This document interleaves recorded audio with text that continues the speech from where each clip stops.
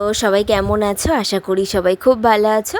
আর নতুন একটা ভিডিওতে সবাইকে জানাই অনেক অনেক স্বাগত। তো আজকের কিন্তু বৃহস্পতিবার, আর সকাল সকাল দেখো চান টান করে চলে এসেছি ঠাকুর ঘরে। আর আমার কৃষি সোনা এখন ঘুমোচ্ছে, আর ওর বাবা সকালবেলা দেখো বাজার থেকে ফুল মিষ্টি ঠাকুরের জন্য আর কি যা লাগে আমাকে সব কিনে দিয়ে গেছে। আর তারপরে দেখো সুন্দর করে কিন্তু আমি ঘরটা সাজিয়ে নিয়েছি। ঘরটা সাজাতে আর কি যা যা লাগে আর কি। আর আমি দেখো ওই বাটাতে আতর চালার ফুল দিয়ে তো ঘরটা বসে, মাটি এখানে পাওয়া যায় না সেরকম একটা। তো যাই হোক, তারপরে এখানে মোটামুটিভাবে পুজোটা কমপ্লিট করে ফেলেছি। আর এবারে তো ধূপ দীপ তো জ্বালাতেই হবে। আর তারপরে দেখো পুজো টুজো করার পরে কিন্তু আমি চলে গেছিলাম একটু রান্না করতে। তখন আমার কৃষু ঘুম থেকে ওঠেনি বলে।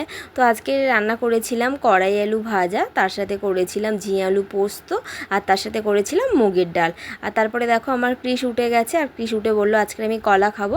তো ওকে দেখো কলাও দিয়ে দিয়েছি।